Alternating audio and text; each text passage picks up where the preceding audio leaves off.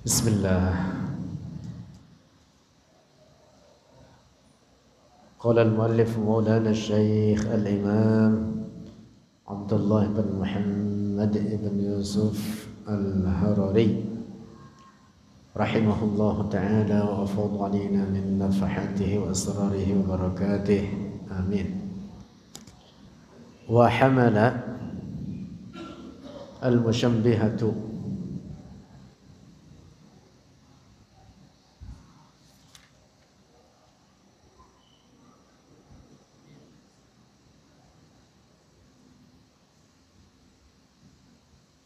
udah itu kemarin.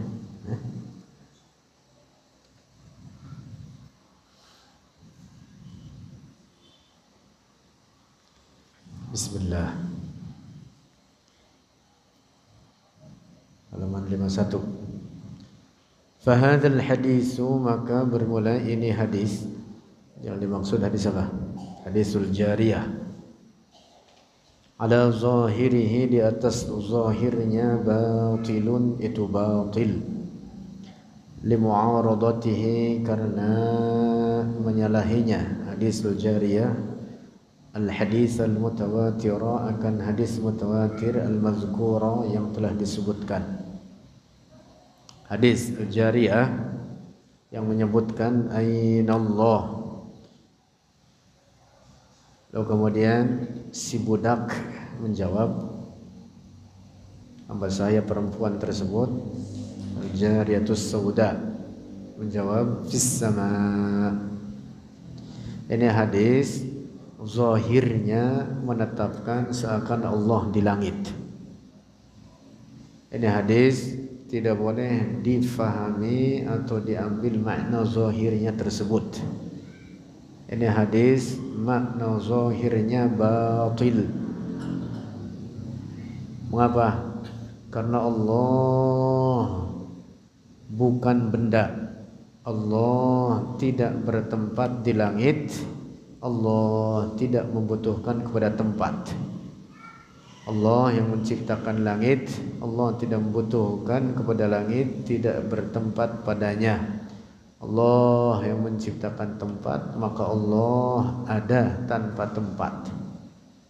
Karena itu ini hadisul jariyah tidak boleh dijadikan landasan dalam menetapkan keyakinan rusak seperti keyakinan kaum musyabbihah yang zaman kita sekarang. Mereka adalah kaum Wahhabiyah. Belakangan mereka menamakan dirinya Salafi. Mereka menetapkan Allah bertempat, kata mereka, di langit. Na'udzubillah. Ini keyakinan rusak. Allah subhanahu wa ta'ala mawjudun bila makan wala yajri alaihi zaman. Allah ada tanpa tempat, tanpa arah. Allah tidak terikat oleh waktu dan zaman. Seseorang itu dihukumi muslim apabila ia mengucapkan dua kalimat syahadat. Mengucapkan apa? Dua kalimat syahadat. Bukan dengan mengatakan Allah fis sama. Dalam hadis sahih, bahkan hadis mutawatir yang kebenarannya itu pasti. Hadis mutawatir itu kebenarannya apa? Pasti. Tidak mengandung keraguan. Dalam hadis mutawatir Rasulullah bersabda, umirtu an uqatilan nasa hatta yashhadu an la ilaha illallah wa anni rasulullah. Jadi seseorang itu dihukumi muslim kapan? Ketika dia bersyahadat, mengucapkan dua kalimat syahadat, bukan dengan mengatakan Allah fis sama. Nah, karena itu hadis al-jariyah ini, hadis tentang budak hitam ini, zahirnya menyalahi hadis mutawatir itu tadi. Fahuwa, maka dia hadis al-jariyah batilun, itu batil illam yaqbal at-ta'wila, jika tidak menerima oleh hadis tersebut at-ta'wila, akan ta'wil. Ittafaqa, telah bersepakat, ala dzalika, atas demikian itu, bahwa sebuah hadis itu dinilai batil apabila menyalahi hadis yang sahih yang lebih kuat, kalau hadis ini tidak dapat ditakwil. Perkara ini disepakati oleh al-usuliyun, al-muhaddisun, oleh para ahli hadis, wal usuliyun, dan oleh para ahli usul. Semua ulama di kalangan ahli usul sepakat, juga dari kalangan ahli hadis sepakat bahwa hadis yang zahirnya memberikan makna seakan adanya keserupaan antara Allah dengan ciptaannya, ini hadis tidak boleh diambil. Ini hadis tidak boleh diambil makna zahirnya tersebut. Tapi wajib dengan takwil, wajib difahami dengan takwil, supaya tidak bertentangan teks-teks syara', Al-Quran dengan Al-Quran, atau Al-Quran dengan hadis, atau hadis dengan Al-Quran, atau hadis dengan hadis. Dan apabila ada sebuah hadis yang tidak dapat ditakwil, para ulama sepakat ini hadis batil. Ini hadis batil, tidak boleh diamalkan, apalagi dijadikan dalil atau dijadikan hujjah dalam masalah aqidah. Lanjut. Lakin, akan tetapi, ba'dul ulama'i, sebagian ulama, awwaluhu, telah mentakwil oleh mereka akan hadisul jariyah ala hadzal wajhi, di atas ini makna atau di atas ini segi, yaitu qalu, berkata oleh mereka ba'dul ulama, makna ayna Allah su'alun. Nah, pengertian ayna Allah, su'alun itu soal, an ta'zimiha, tentang pengagungan jariyah atau budak perempuan tersebut, lillahi, bagi Allah. Ini maknanya. Jadi ketika Rasulullah mengatakan kepada budak tersebut ayna Allah, maknanya ma mada ta'zimiki lillah, apa puncak mengagungkan oleh engkau terhadap Allah.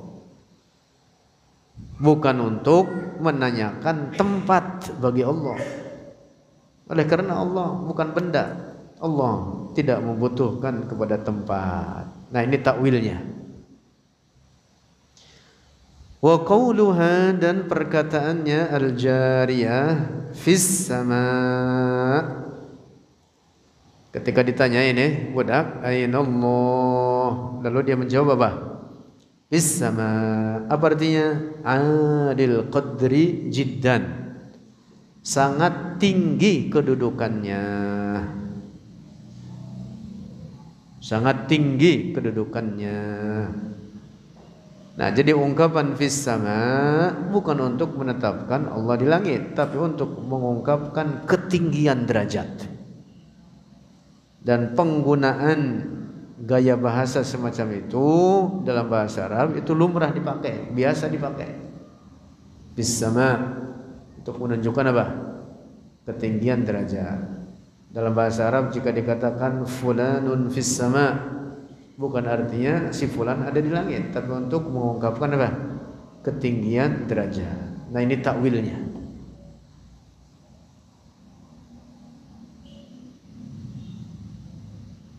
Nah, jadi menyangkut hadisul jariyah ini, para ulama kita ada dua kelompok dalam memahaminya. Kelompok pertama menilai hadis ini batil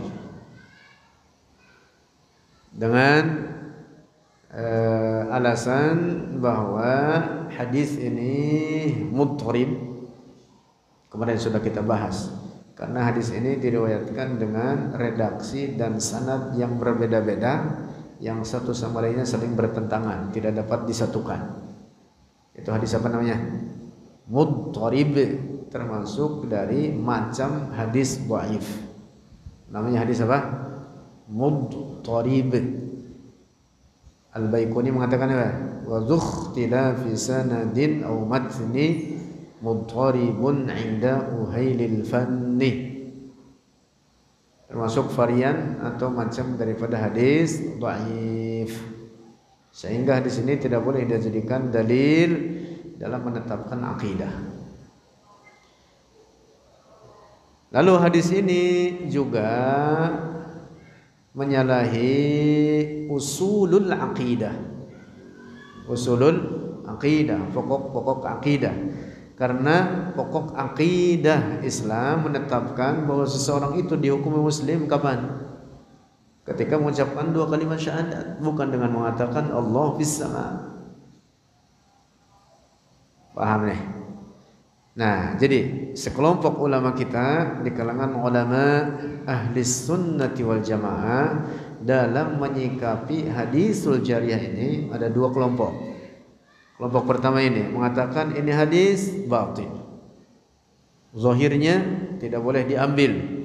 Hadis ini termasuk daripada hadis dhaif li'tirabihi, karena dia muttarib wa mukhalafatihi lil usul, dan karena dia menyalahi usulul aqidah, pokok-pokok akidah.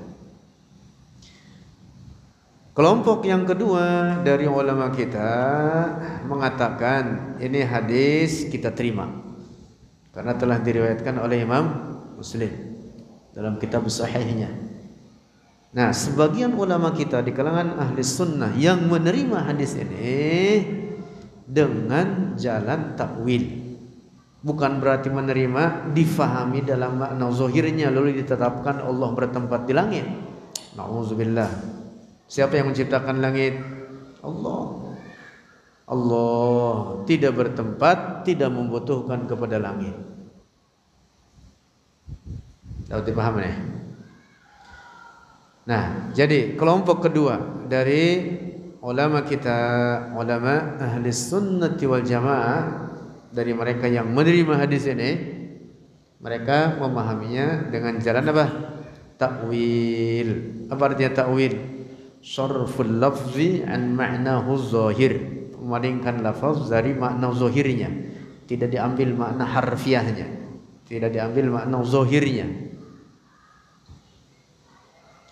Apa takwilnya? Takwilnya perkataan Rasulullah ainallah dalam makna ma mada ta'zimiki lillah.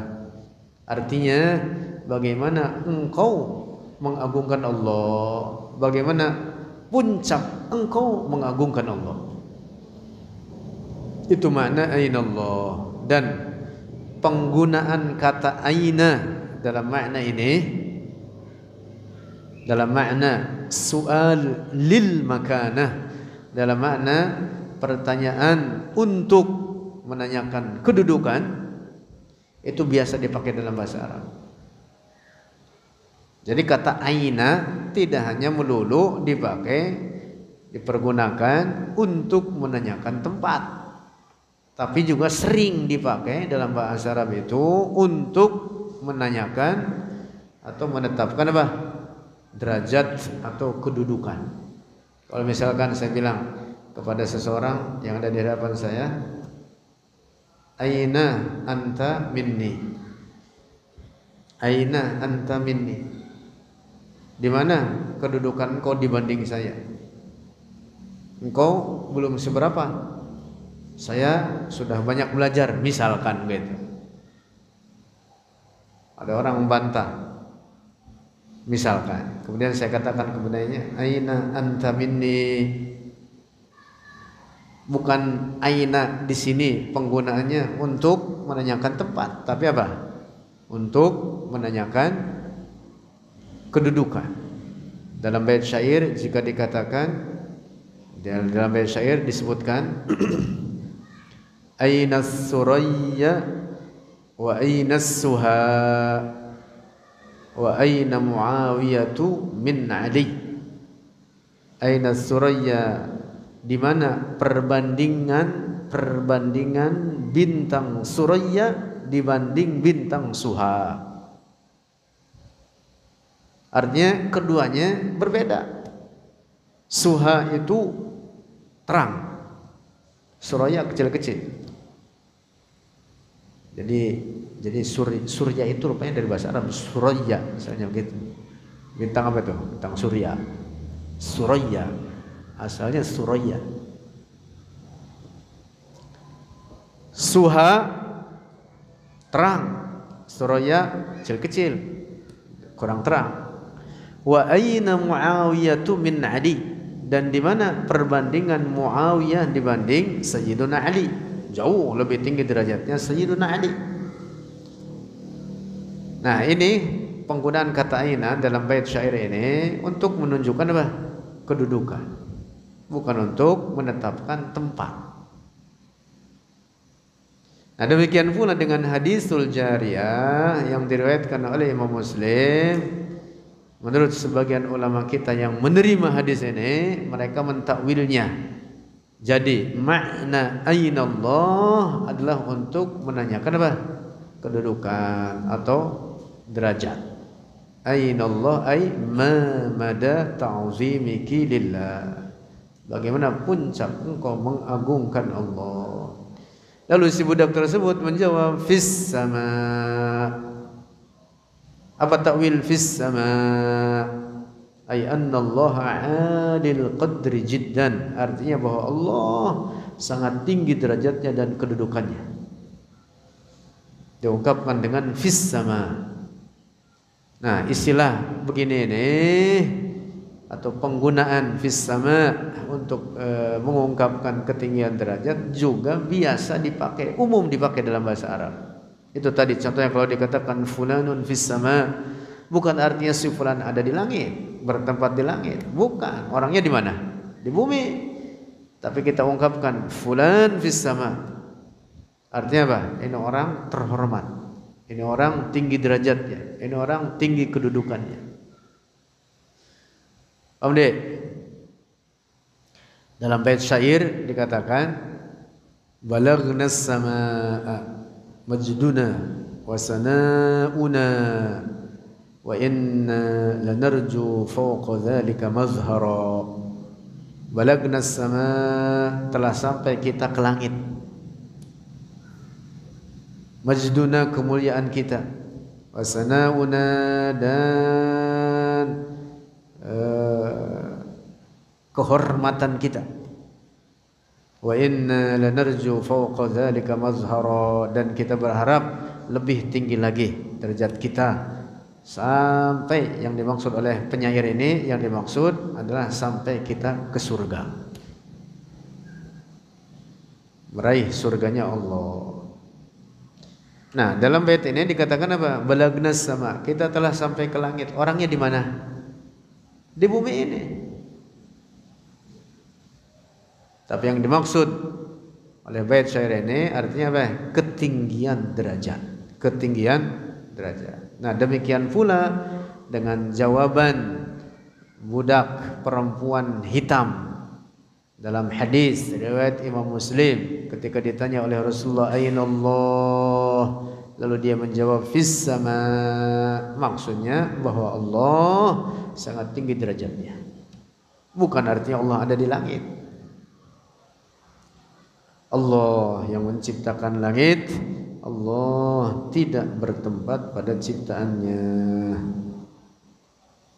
Lanjut.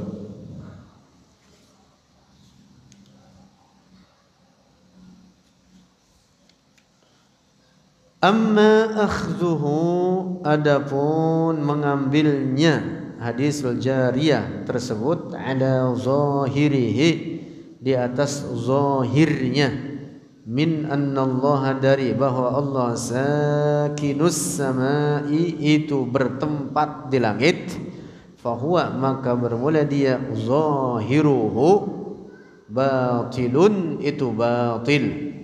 Mana zahirnya enggak boleh difahami begitu. Mardudun, tertolak. lima taqarrara, karena apa yang telah tetap, yang kita jelaskan di sebelumnya, bahwa Allah bukan benda, tidak membutuhkan kepada tempat dan arah. Allah yang menciptakan tempat dan arah, Allah yang menciptakan langit, maka Allah tidak membutuhkan kepada ciptaan. Fa inna zahirahu, maka sesungguhnya zahirnya itu hadis al-jariyah, zahirul fasadi, itu jelas atau nyata rusaknya. Fa inna zahirahu, maka sesungguhnya zahirnya itu hadis, annal kafir, sesungguhnya seorang kafir. Ini maknanya nih, makna zahirnya hadis al-jariyah tersebut seakan mengatakan apa? Seakan bahwa apabila ada seorang kafir, idza qala, apabila berkata oleh dia, Allahu fis sama, Allah bertempat di langit, yuhkamu lahu bil iman, dihukumi lahu baginya itu al kafir bil iman, dengan iman. Tentu pemahaman tersebut rusak. Nah, sekarang saja orang-orang di luar Islam banyak yang berkeyakinan, kata mereka, Allah di langit. Orang-orang Nasrani, mereka mengatakan Tuhan mereka juga Allah, hanya mereka rusak akidahnya, menyekutukan Allah dengan menetapkan ketuhanan bagi Nabi Isa, yang oleh mereka disebut Allah. Itu Nasrani Indonesia. Coba kalau Nasrani Arab, fasih dia, Allah. Itu Nasrani Indonesia aja dia kata apa? Allah. Coba kalau Nasrani Arab, fasih. Bahkan Nasrani Arab itu juga pakai gamis. Pakai gamis, sama mirip tampilannya gitu. Juga pakai apa? Imamah sama. Wah, di Lebanon itu, di Lebanon banyak orang-orang Nasrani di sana itu. Dan pakaiannya mirip dengan syekh. Ukurannya kalau orang Indonesia ketemu sama dia bisa cium tangan itu. Iya, tampilannya itu gitu mereka itu. Jadi mereka mengatakan bagi Allah yang di Indonesia dengan Allah, yang dimaksud sesungguhnya adalah Allah dalam Islam. Hanya saja mereka menyekutukannya, menetapkan adanya sifat-sifat ketuhanan kepada selain Allah, dalam hal ini kepada Nabi Isa. Nah, jadi orang-orang di luar Islam itu banyak yang berkeyakinan, kata mereka, Allah di langit. Termasuk orang Nasrani yang mengatakan Allah ada di langit. Atau selain mereka juga ada. Nah, kalau kemudian hadis al-jariyah ini diambil makna zahirnya, bahwa siapa mengatakan Allah bertempat di langit dihukumi muslim mukmin, nah berarti orang Nasrani jadi muslim itu. Nah, tentu ini pemahaman rusak, tidak boleh difahami demikian. Langit ada 7 lapis langit. Kalau dikatakan Allah bertempat di langit, langit yang mana? Bukan berarti sepakat untuk menetapkan Allah di langit. Tidak, justru untuk membantah mereka. Engkau mengatakan Allah di langit, langit 7 lapis. Dalam keyakinan langit yang mana? Gak bisa jawab itu dia. Orang-orang Wahabi yang sekarang mereka mengaku dirinya Salafi. Ingat-ingat, tapi gak boleh nyebut mereka Salafi. Sebut mereka Wahabi. Mereka hendak mengaburkan kerusakan akidah mereka dengan berkedok nama Salafi. Mereka itu Wahabi. Mereka yang sekarang menyebar, kan mereka namakan Salafi. Mereka siapa? Wahabi. Dan Wahabi itu sektenya banyak. Sektenya banyak. Ada sekte jihadi, ada sekte haroki, ada sebut dengan asari, macam-macam datu namanya. Sekte-sektenya itu yang satu sesama mereka satu dengan lainnya saling menyesatkan, bahkan saling mengkafirkan. Kelompok siapa? Wahabi. Wadahnya sama satu, ini Wahabi, rumah besarnya. Sektenya banyak tuh ke bawah. Menyatukan mereka keyakinan rusak, menetapkan kata mereka Allah memiliki bentuk, memiliki ukuran, memiliki tempat, memiliki arah, tersusun dari bagian-bagian, memiliki anggota-anggota badan. Nauzubillah. Nah, mereka menetapkan tempat dan arah bagi Allah. Kata mereka Allah bertempat di langit. Nauzubillah. Parahnya mereka juga meyakini, kata mereka Allah bersemayam di atas arsy. Lebih parah lagi. Jadi ditetapkan di langit, di saat yang sama juga mereka menetapkan Allah di arsy. Nauzubillah. Tidak boleh, ingat-ingat ini, tidak boleh dikatakan Allah bersemayam di atas arsy. Allah yang menciptakan arsy, Allah tidak bertempat pada arsy, tidak membutuhkan kepada arsy. Sayyiduna Ali bin Abi Thalib berkata, "Innallaha khalaqal arsya izharan liqudratihi wa lam yattakhidhu makanan lidzatihi." Innallaha, sungguhnya Allah, khalaqal arsya, menciptakan arsy, izharan liqudratihi, untuk menampakkan tanda-tanda kekuasaannya, walam yattakhidhu makanan lidzatihi, dan bukan untuk menjadikannya tempat bagi zatnya. Waspadai ini, terjemahan Al-Quran rusak. Terjemahan Al-Quran yang beredar sekarang rusak karena menetapkan Allah bersemayam. Sebarkan video ini direkam, sebarkan. Terjemahan Departemen Agama yang mengatakan Allah bersemayam, terjemahan rusak, batil. Saya sudah menulis buku, judulnya meluruskan terjemahan rusak, terjemahan Al-Quran Kemenag RI. Bisa di download di internet, gratis bukunya, lebih dari 200 halaman. Sebarkan itu, silakan download dan sebarkan. Sudah kita sampaikan juga buku ini ke pihak beberapa orang terkait yang punya kewenangan dalam masalah terjemahan Al-Quran.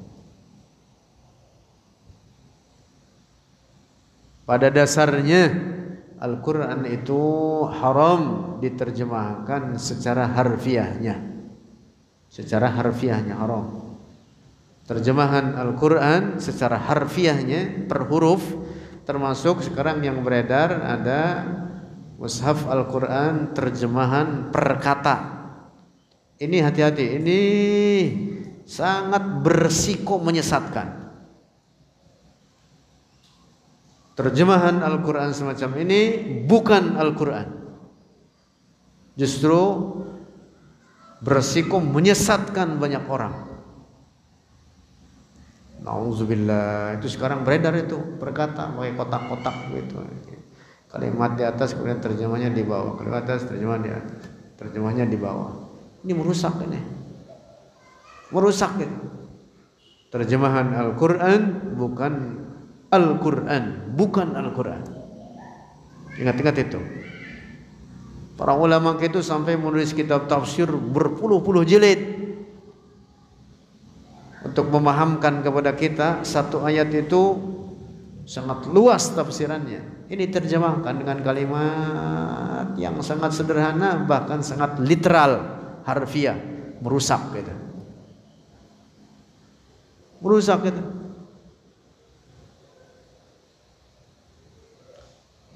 Masya Allah, penting betul ya. Nasihat, nasihat, sampaikan, sebarkan. Az-Zamzami apa? Dalam usul tafsir mengatakan apa? Bi ghairi lafzil arabiyyi tahrumu qira'atun wa an bihi yutarjamu kadzaka bil ma'na wa ay yufassara bir ra'yi la ta'wilahu faharrira. Bait syairnya usul tafsir dari ulumul Quran atau usul tafsir, lebih khusus lagi usul tafsir. Dalam metode tafsir itu tidak boleh menerjemahkan Al-Quran secara harfiah, dan terjemahan harfiah Al-Quran itu bukan Al-Quran. Hati-hati itu. Al-Quran itu Allah sendiri menyebutkan yahdi bihi man yasha wa yudillu bihi man yasha. Dengan Al-Quran ada sebagian orang yang oleh Allah dijadikan sesat. Sebagaimana juga dengan Al-Quran ada banyak sebagian orang lainnya diberi petunjuk oleh Allah. Penting ini untuk difahami. Dan jangan dianggap orang yang hafal Al-Quran itu mesti selamat. Yang selamat itu yang tauhidnya lurus, akidahnya betul. Kalau sebatas hafal saja, sekarang orang-orang orientalis banyak yang hafal Al-Quran, orang-orang kafir. Dulu orang-orang khawarij banyak yang hafal Al-Quran. Maka perbaiki tauhid, fahami akidah dengan benar. Sekarang booming di mana-mana, pesantren-pesantren bikin pesantren tahfidz Al-Quran, tauhidnya kagak beres. Banyak pesantren-pesantren menyebar yang didirikan oleh orang-orang Wahabi. Banyak brandnya, capnya, brandnya tahfidz Al-Quran. Orang-orang awam terkecoh. Wah, ini pesantren cakep, tahfidz Quran. Ajarannya di dalamnya ajaran Wahabi. Akidah yang diajarkan oleh mereka akidah tasybih. Nauzubillah. Hafal Qur'annya mereka tidak menyelamatkan mereka. Sama seperti orang-orang Khawarij. Orang Khawarij itu di zaman para sahabat Rasulullah mereka diperangi. Orang Khawarij diperangi oleh Sayyiduna Ali, oleh sahabat Abdullah bin Abbas, juga oleh para sahabat lainnya. Di kalangan mereka banyak yang hafal Al-Quran. Bahkan ibadahnya mereka sangat rajin.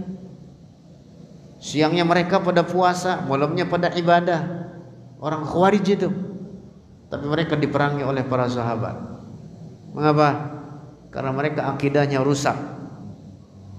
Mereka mengkafirkan umat Islam, mengatakan siapa yang tidak memakai hukum Allah kafir. Turunannya di zaman sekarang, pemahaman Khawarij ini ada nyebar di masyarakat kita. Mereka mengatakan apa? Salah satunya nih, mereka mengatakan Indonesia tidak memakai hukum Allah, maka Indonesia negara kafir. Oleh mereka disebutnya togut. Pemerintahnya kafir, rakyatnya kafir. Karena tidak memakai hukum Islam, kata mereka begitu. Nauzubillah. Anehnya dia hidup di Indonesia. Dia punya KTP Indonesia. Itu namanya orang dia ngafirin dirinya sendiri. Nauzubillah.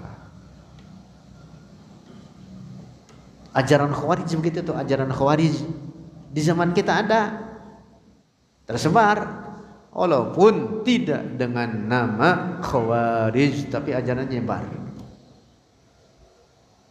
Nah, maka ingat-ingat ini, jangan bangga kemudian punya anak dimasukkan pondok pesantren, ngapal Quran, hafal sekian juz, sekian juz, sekian juz, tapi akidahnya rusak. Nauzubillah. Sekarang ini mirip-mirip dengan zaman Khawarij dahulu, yang dipentingin ngapalin Al-Quran. Tauhid kagak tahu, tauhid kagak paham, fikih kagak paham. Hafalnya Al-Quran orang-orang semacam itu tidak akan menyelamatkan mereka di akhirat. Ingat-ingat itu.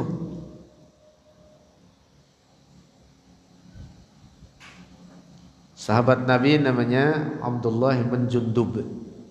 Beliau berkata apa? Kunna fityanun hazawira fi ahdi Rasulillah sallallahu alaihi wasallam, ta'allamna al-iman qabla an nata'allama al-Qur'an, falamma ta'allamna al-Qur'an izdadna bihi imana. Kita di zaman Rasulullah dulu hidup dengan Rasulullah para remaja. Para remaja, persis anak-anak yang di pojok tadi itu pada ngapal Quran. Seumuran segituan kurang lebih. Kata Abdullah bin Jundub apa? Jundub ibn Abdillah, bukan Abdullah bin Jundub. Jundub ibn Abdillah. Maaf, terbalik penyebutan namanya. Jundub ibn Abdillah, ini sahabat Nabi. Beliau mengatakan apa? Di zaman Rasulullah, kami para pemuda, oleh Rasulullah kami diajari tauhid sebelum kami belajar Al-Quran. Kami difahamkan ilmu tauhid, dan ketika sudah mapan mantap dalam ilmu tauhid, barulah kami belajar Al-Quran, sehingga Al-Quran itu menjadikan iman kami bertambah. Nah, di zaman sekarang pada kebalik, ngebela-belain Al-Quran, tauhidnya kagak beres. Suruh belajar tauhid di sini pada keluar, bukannya pada belajar tauhid. Ini pelajaran tauhid. Anak-anak muda dari mana itu?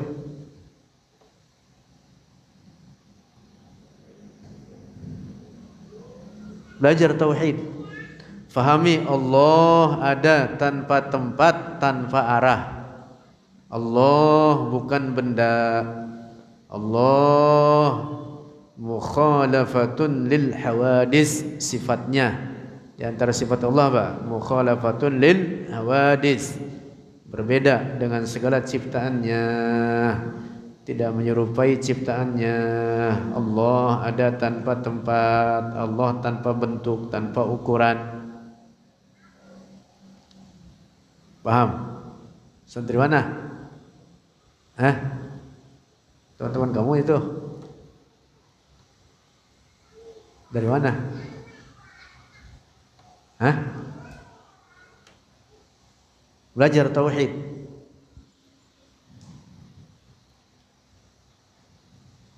Menghafalkan Al-Quran bagus, tetapi dengan tauhid yang rusak tidak bermanfaat.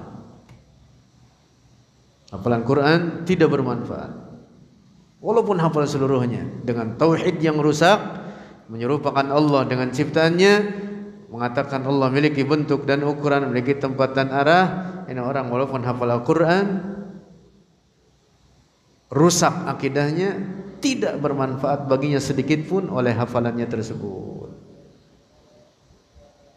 Orang kayak gitu tuh akan belakangan nanti kemungkinan besarnya orang akan berfaham seperti itu, akan berfaham khawarij, akan ekstrim.